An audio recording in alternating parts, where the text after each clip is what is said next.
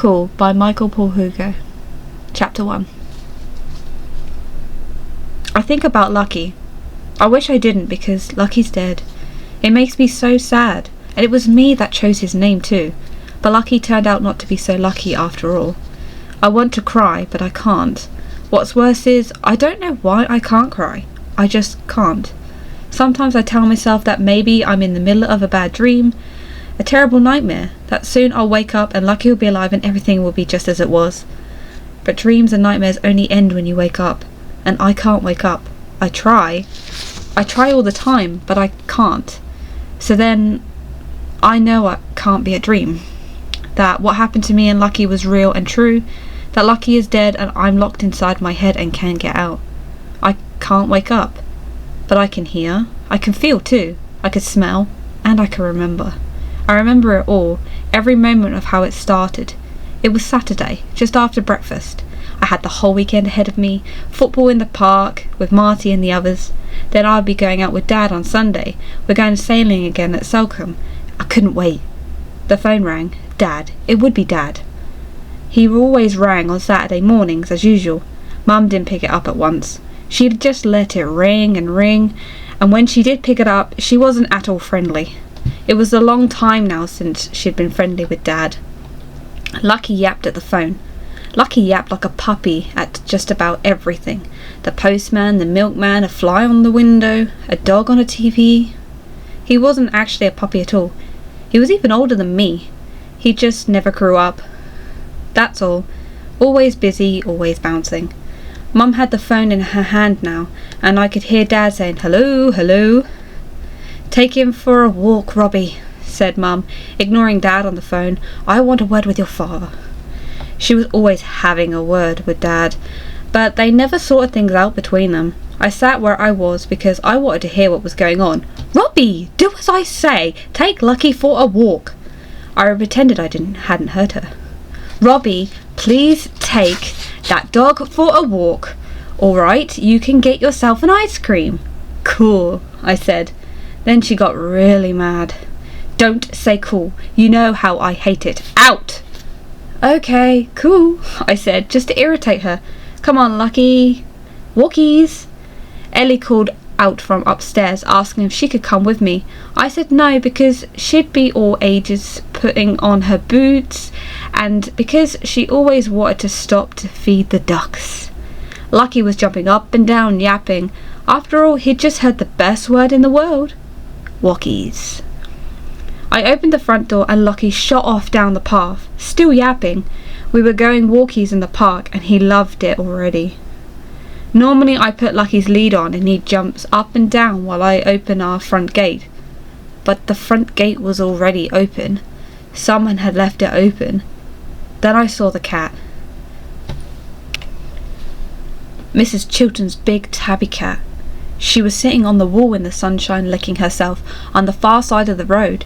It all happened so fast after that. Lucky was gone, skittering down the path, his little legs going crazy underneath him, growling and yapping all at the same time. And I was laughing because he looked so funny.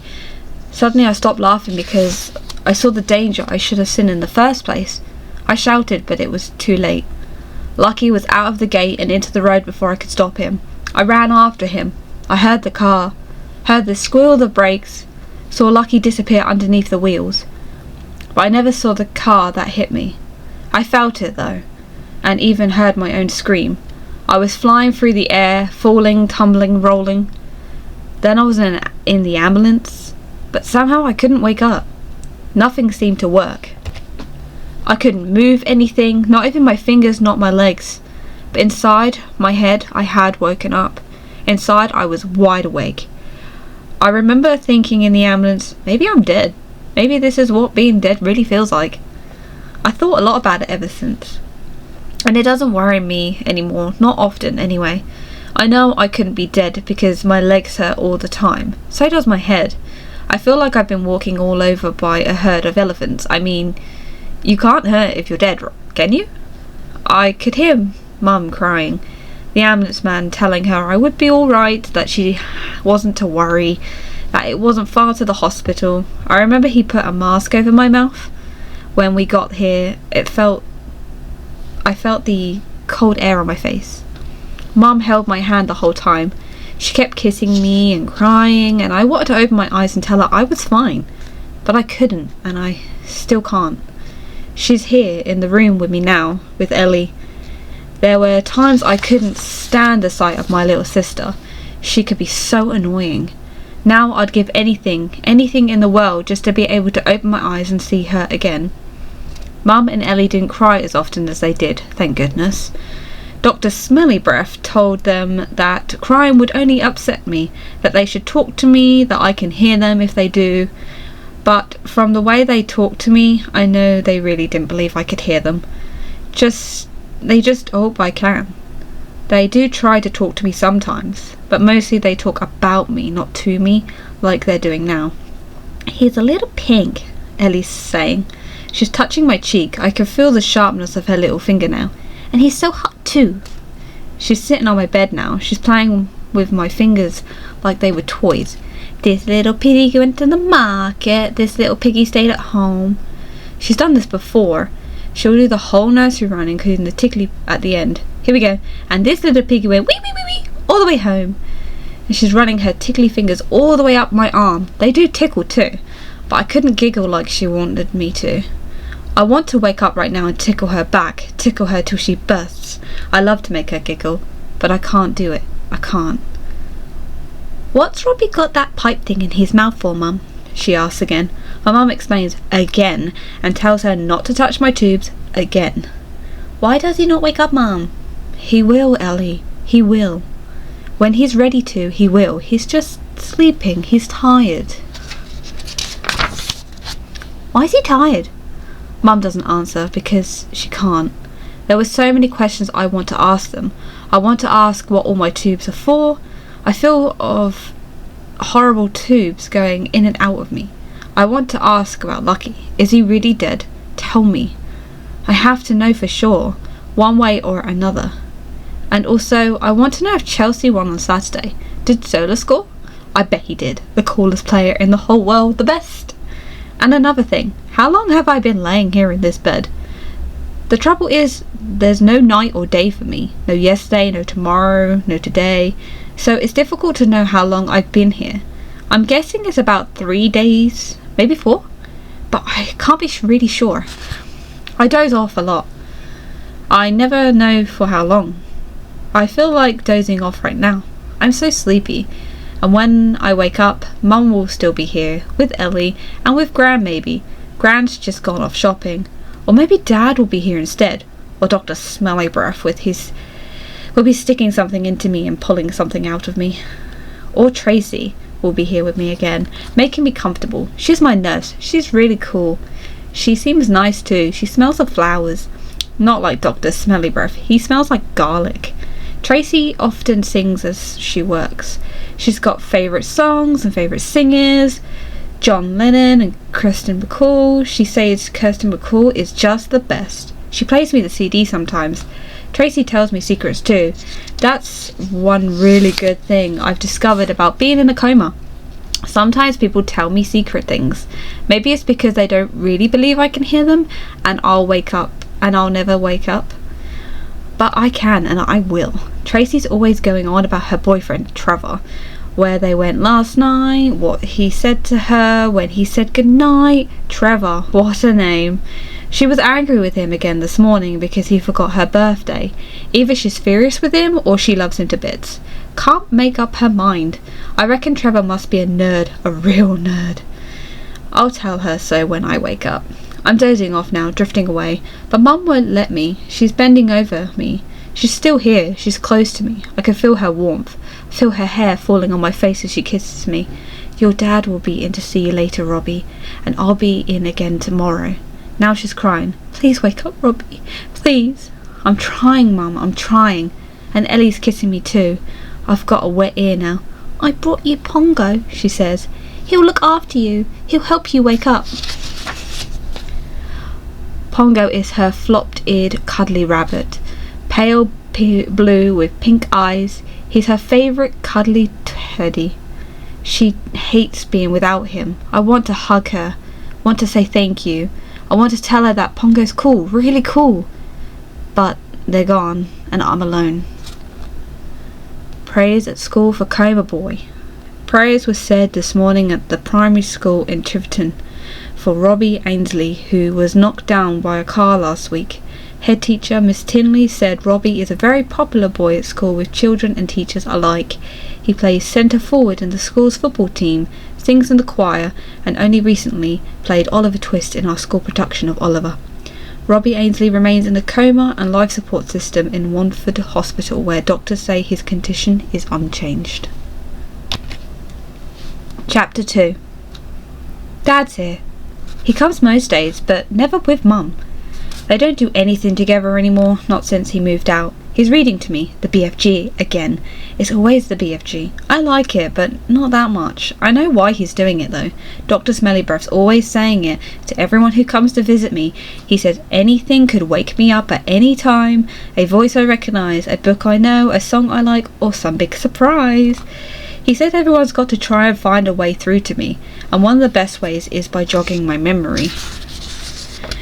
So Dad sits here reading the BFG. I know it by heart, Dad, and it's not waking me up. Talk to me, Dad. I just want you to talk to me like you used to. But he doesn't. He always says exactly the same thing when he first comes in to see me. Hello, Robbie. Are you right in there? Silly question, Dad. Then he gives me a kiss on my forehead, pats my hand, sits down and starts to read. He doesn't even tell me who won the football. Sometimes he stops reading for a while and I hear him breathing. I can feel him just sitting there looking at me. He's doing that now. I know he is. He's moving his chair closer. He's going to talk to me. He's going to say something. Robbie. Robbie. Are you there? Of course I am, Dad. Where else would I be? My nose is itching. Dad, I wish you could scratch it for me. I wish I could scratch it for me. Say something to me, Robbie. Move a finger or anything, please. I can't, Dad. Don't you think I could if I would? Would if I could? My bad. I'll finish the chapter then, shall I? He gets closer still now. So close I can feel his breath on my ear. It's the BFG, Robbie, your favourite. I know it is, Dad. Please don't read to me, Dad. Just talk to me. But I hear him turning the page. On he goes. I shouldn't complain. He reads it brilliantly. Well, he should. He is an actor after all. His BFG voice is really cool. All booming and funny, like laughing thunder. Great! Tracy's coming in again. She's singing. I love to hear her sing. Days I'll remember all my life. Kirsten McCall. It makes me feel all happy and warm inside. Hello, Mr Ainsley, she chirps. How are we today? How's Robbie doing? The same, my dad says. Much the same. Sometimes I don't see the point in this. I don't think he knows I'm here. I wish he wasn't so gloomy. Don't you believe it, says Tracy. He knows, don't you, Robbie? I know he knows, Mr Ainsley. She's changing the dressing on my head. He knows a lot more than you think. I'm sure of it. He's doing just fine, Mr Ainsley. What he doesn't need is people around him who are worrying themselves silly about him. You tell him, Tracy. I can feel the warmth of a hand on the back of my head. Well, the bump on his head is going down very nicely, and that's what we want. But it's swollen on the inside, Mr Ainsley. That's the big problem. All we need to do is for that swelling to go down too, and with a little bit of luck and a little bit of encouragement, he'll come out of his coma. Mrs Tinsley, she's Robbie's headmaster, Dad's saying. She gave me this tape to play for Robbie. The kids in his class have sent messages to him. You know, get well messages. She thought it might help wake him up. What do you think? I think that's really sweet, says Tracy. And what's more, it's a great idea. I'll go and find the cassette machine. We'll get one somewhere. I know we have one. And she's gone, leaving Dad and me alone again. There's a bit of silence, and then suddenly Dad starts to talk. For the first time, he's actually talking as if he really believes I could hear him. Robbie, it's about your mum and me. We both feel bad about this. She thinks that if she hadn't sent you off to the walk Lucky in the park, then none of this would have happened. And know that if I'd have been at home, then I'd have been there to take you and Lucky to the park myself. I'd have been there to look after you. And there's something else, Robbie, about your mum and me splitting up. I should have said something before. I should have explained. It wasn't my fault, not Mum's. Mostly, anyway. I couldn't get work, Robbie, and I got all down in the dumps, and I felt fed up and depressed. I thought I wasn't any use to anyone, not her, not you, not Ellie. She had enough of me moping about the place, feeling all sorry for myself. I don't blame Mum. We both said things we shouldn't have. Now I'm upset and she's upset. Dad never ever talks to me like this. He isn't talking to me as if I'm a child at all. I like it. I really like that a lot. I've got a job now, Robbie, and it's not much. It's just a little part on TV in the bill, but it's something at a start. I'm getting back on my feet. I'd come home like a shot, but I think I've blown it, and I don't know if Mum will have me back. Of course she would, Dad. Ask her. She misses you like anything. We all do. Ask her, Dad. Just ask her. I want to shout it out so loud, but I can't even open my mouth to talk. Tracy's back. Here it is, she says. I'll plug it in, shall I? Not too loud, though. Good luck. And she's gone again. It's your friends from school, Robbie. They all wanted to say hi, and that's nice, isn't it? All of them? I don't think so, Dad. Certainly not Barry Bolshaw. Him with that big mouth, who has a go at me whenever he can, just for the fun of it. I hate his guts, and he hates mine. I can't say my R's very well, so he calls me Wobbie, or Weedy Wobbie, just because I'm a bit on the small side. Dad's really hopeless with machines, always has been. He keeps pressing the wrong buttons. At last, here we go. Hello, Robbie, Mrs. Tingley's voice. This is Mrs. Tingley. Well, I know that, don't I? Class 6 are here with loads of messages to help you feel better. First, a song to cheer you up. Ready, children? 1, 2, 3. Food's a glorious food. They sing the whole song. I sing along in my head. I know it off by heart. I can hear Marty drowning along in the background. He's used to singing. He can only sing one note, but he doesn't seem to know it, and the trouble is he always sings really loudly. Marty's my best friend ever since infants. He's got sticky out ears and sticky up hair, and that's the thing about Marty. He sticks out. He's got huge great feet, like his dad. I tried on his dad's shoes once when I was little, like clown shoes they were. I often go round Marty's place. I love it there. No one ever tidies up, and his mum and dad laugh a lot, and so does Marty. Sometimes I take Lucky with me. They've got a big garden, and Lucky races around and digs in the sandpit, and they love him to bits. Marty dog sits for us when we go away. It's like a second home for Lucky, or it was. Marty's a brilliant footballer too. He's a goalie in school team. He's got great big hands like spades, and the ball always seems to stick to them. The song's over, and Mrs. Tingley bangs on about how much they all want me to get better. Now, Robbie, here's Marty with the first message. Hey, Rob! We played St. Jude's on Saturday, and we won, of course. We hammered them 4-1, and the goal they got was a penalty, which wasn't fair. I never touched their centre forward. He dived. Get better soon, because we miss having you around, and we need you to get back on the team too. See ya! Hi, Robbie, it's Lauren. I'm the new girl who sits at the back and has coloured braids in her hair. You've got to get better soon, because we all get very sad when we think about you in the hospital. Bye for now. Robbie, this is your class checkmate, Morris. Morris is a real boffin. The class chess champion. Looks like Harry Potter. Brain like computer. I only ever beat him once, and then I cheated. Bit of a weirdo. He's always making jokes and explaining them as if you're stupid or something. He's doing it now. Checkmate, checkmate, get it? Checkmate, come on back soon so I can checkmate you again, right? Hey Robbie, this is Barry. Remember me? Not likely to forget you, am I, Barry? Being friendly? Barry being nice? Listen, I just want to say, get better. That's all. When you come back, we could be mates, yeah? And he sounds like as if he really means it too. Maybe he is not as bad as I thought after all.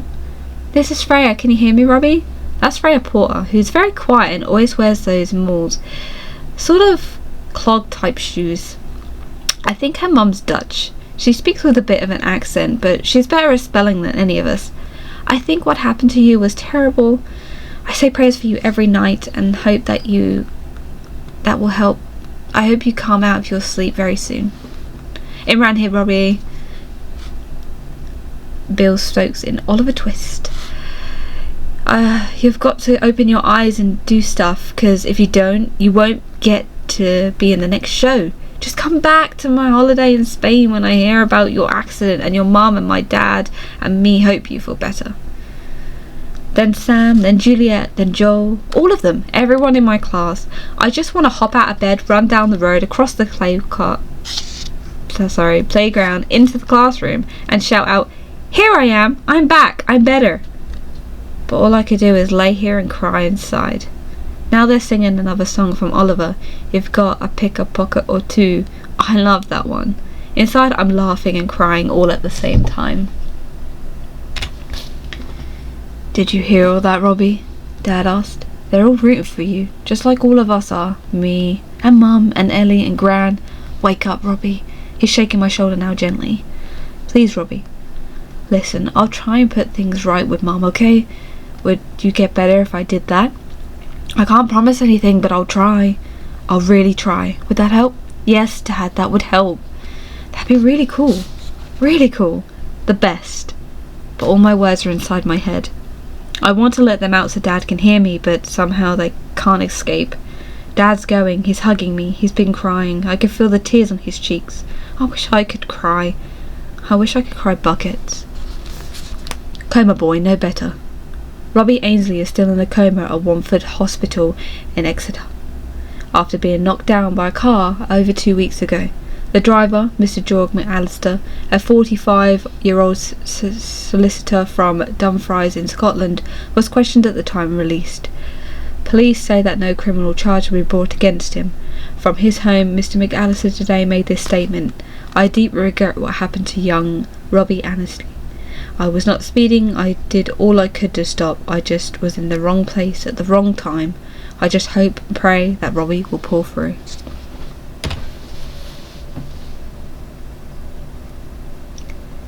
And I'll end that part here. Thank you so much for listening. I apologise for any pauses, mispronunciations or anything that I've done. It's the first time I've done this kind of video, and I just want to sort of do like a raw sort of recording so I can sort of listen back and learn from mistakes and try and do better next time. But I hope you enjoyed the first 2 chapters of Cool.